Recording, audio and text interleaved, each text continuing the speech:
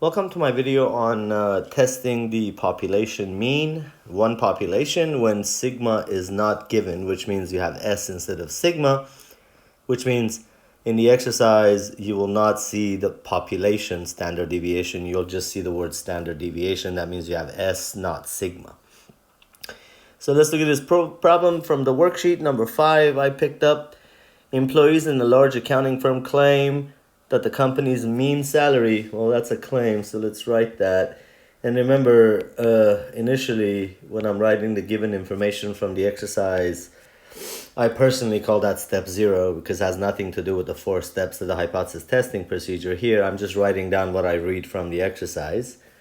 So it says test the claim that the mean salary, so the claim is about the mean, is less than, so, and I clearly see the less, actually a red would be more appropriate, and mean. So you know the claim is about the mean and it says less than, so mu is less than 45,000.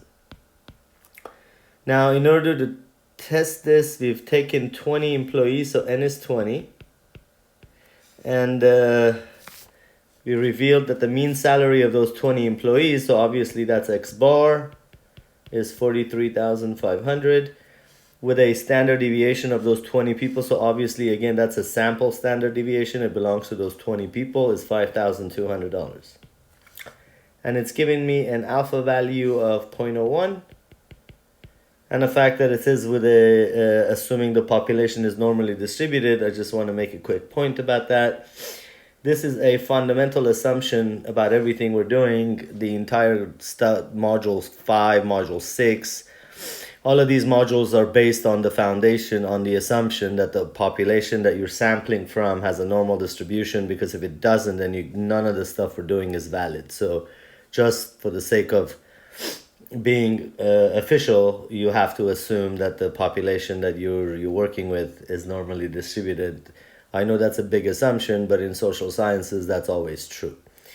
Almost always true. So we're trying to test this claim about alpha 0.01. All right, so that's what I read from the exercise.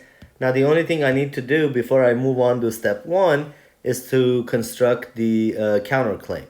Well, if the original claim is that mu is less than 45,000, the counterclaim would be mu is greater than or equal to 45,000. And that will be my counterclaim. So now I'm ready to set up my null and alternative. So step 1. And remember, the null hypothesis always goes on top, so always sits first. So, and remember, when you're classifying, you always start with the alternative hypothesis. You always start with the second one, and which one of these two goes to the second one? Obviously, the one that we've been talking about, the one that doesn't have an equal sign next to it. So this is the one that's going to go to H1. Okay? All right. So, therefore, mu less than 45,000, which happens to be the original claim, goes to the alternative hypotheses, and the null hypothesis will be just the equal case of whatever the claim or the counterclaim is. And that's the counterclaim. All right, so there's my step 0. I'll put that in a box. Almost sort of an accomplishment here. We did the first step. Okay, now the second step is, as we've talked about, is where you pick up a formula for what you're doing. Here, we're testing the mean, and sigma is unknown. So I'll be picking up this test statistics formula, x bar minus mu over s over square root of n. And remember, when you're typing this on a spreadsheet, you need to put the numerator and denominator in parentheses.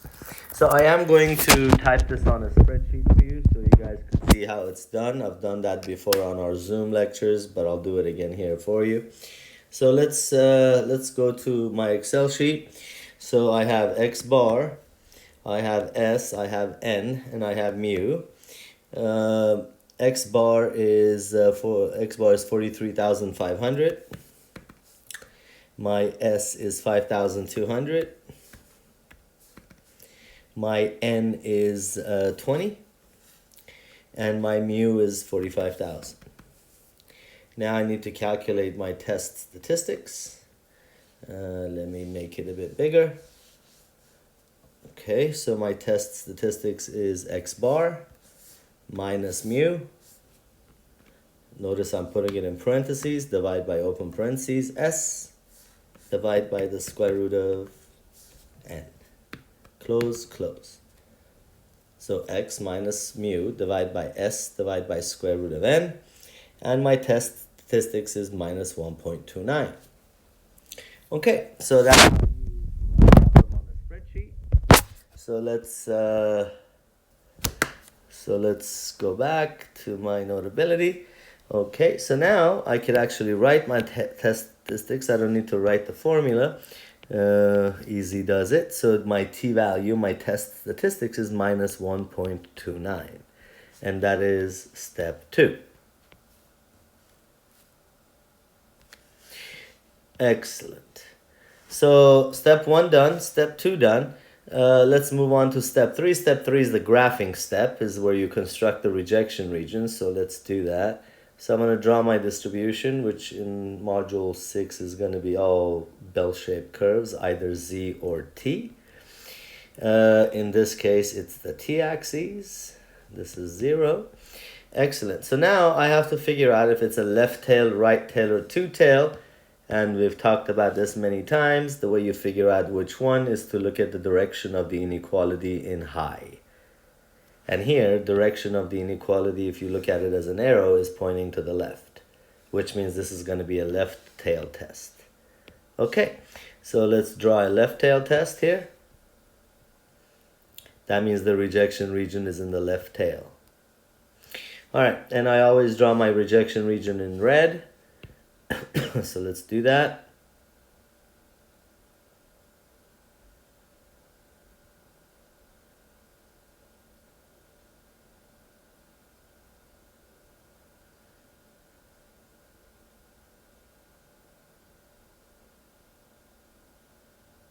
Okay, so and my alpha value is 0.01, which means the area in my rejection region is 0.01, and since I have only one such region, then all of that 0.01 goes in there.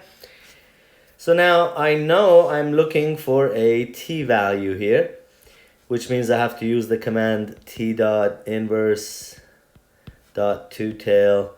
Now, if you recall, if it's a one-tail test, you double the value of alpha and you put it in here. If it's a two-tail test, you only use the value of alpha.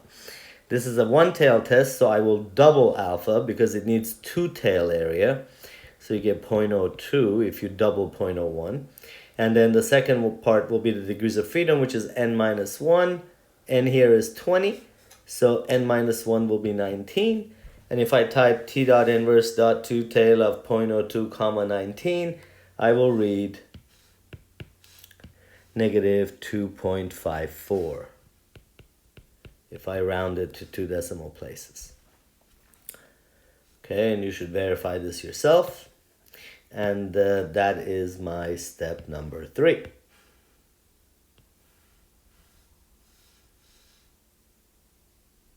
Okay. So I have step 1, step 2, step 3. Now it's time for me to make a decision and a conclusion.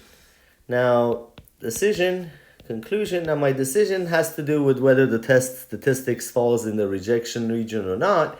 So all I have to do is I have to look at negative 1.29, which is my test statistics, and look at it to see if it falls in here or does it fall in here. Does it fall in the red area or does it fall outside of the red area? Well, if this is 0 and this is negative 2.5, then obviously negative 1.2 would be somewhere in the middle. So that means my test statistics falls outside of the rejection region. So therefore, let me clean this up. So therefore, since my test statistics has fallen outside of the rejection region, we can't reject the null hypothesis, so we have to say fail to reject the null hypothesis. So that's my decision. So I'm failing to reject the null hypothesis. That means the null hypothesis is good, which means the other one is bad. Now, at this point, all you do is you say, okay, well, all I have to do now is to look at the original claim and see what's in front of it. If it's an X, that means it's bad. If it's a check mark, it means it's good. It's an easy way to figure that out. So what that means here is that the original claim is bad. Now, we don't say it like that because that's not said, having said it professionally. So, and I've already given you guys the flowchart on what you say when you know in one population testing when the original claim is bad. Now refer to that thing, the snapshot I uploaded for the flowchart, and you'll see that it says if the original claim is bad, the proper way to say it is to say there is sufficient evidence to reject the original claim. That's the proper way of saying original claim is bad. And that is step number 4. And if you're wondering what are you supposed to write on the final exam for every question I've given you in terms of hypothesis testing, this is what you type. Well, not type, this is what you write. So I'm going to want to see this exactly the way you see it. I want to see this exactly the way I've done it. I want to see this part exactly the way I've done it. And I want to see this part exactly the way I've done it. So you have to give me 4 pieces and you get the 4 pieces of points for it. Very good. So that's the first one. So let's look at one more. I have it down here. Let me bring it up a bit.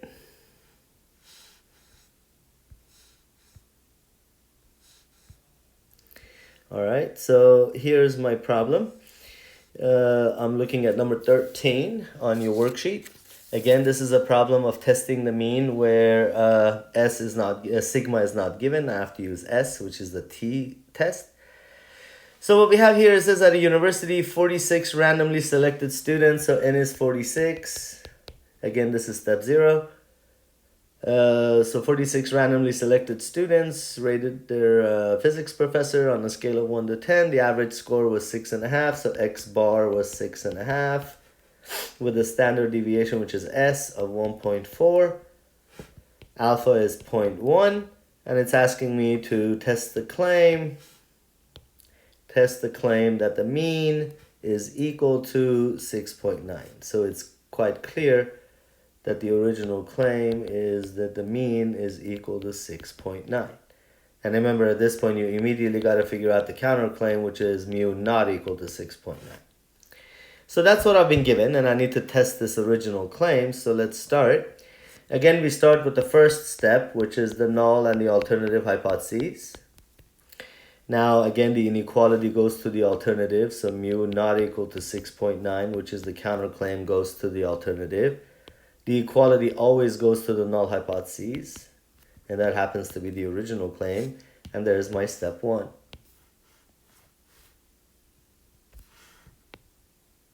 Okay. Step 2, again, is to picking up a formula. Since it's the same formula we used before for the previous example, it will be t equals x bar minus mu over s over square root of n. And again, I could do this on Excel, but I've already shown you how to do it, and it's verbatim. So you basically write, but I'm just going to write it for you. It's x bar is 6.5 minus mu, which is 6.9, divide by s, which is 1.4, divide by square root of 46, and you have to put the numerator and denominator in parentheses. And if you do that out, you get minus 1.938. So let me just write that, because that's all you need to write on the final or on paper. So t is equal to minus 1.938, or I could just write it as minus 1.94. And this is my second step. My third step, yep, you said it right, is the graphing part. Again, module 6, so it's going to be a bell-shaped curve. Left tail, right tail, or two tail. My alternative hypothesis is not equal to, so it's a two-tail test.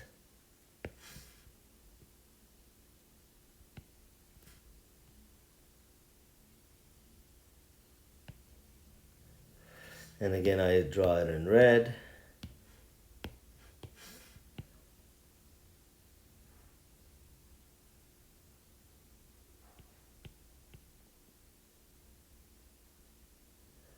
All right, so there's my left side rejection region, always in the tail area. And of course, this is a two-tail test, so I'm going to have rejection region on both sides.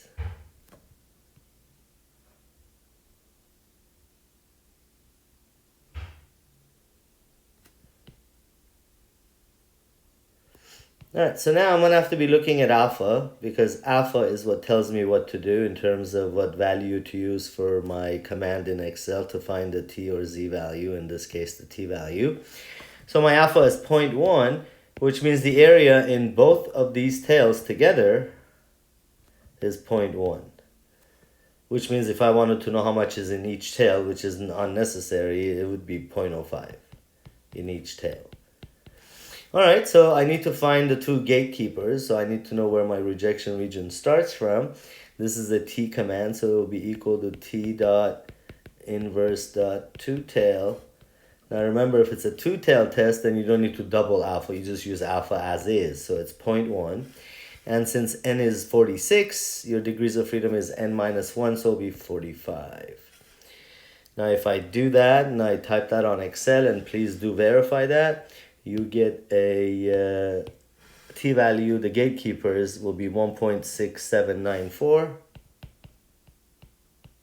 and minus 1.6794. So that will be those will be my critical values.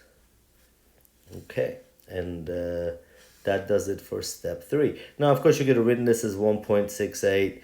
I mean, it's that would have been okay, and the other one would have been minus 1.68. So here's my step 3.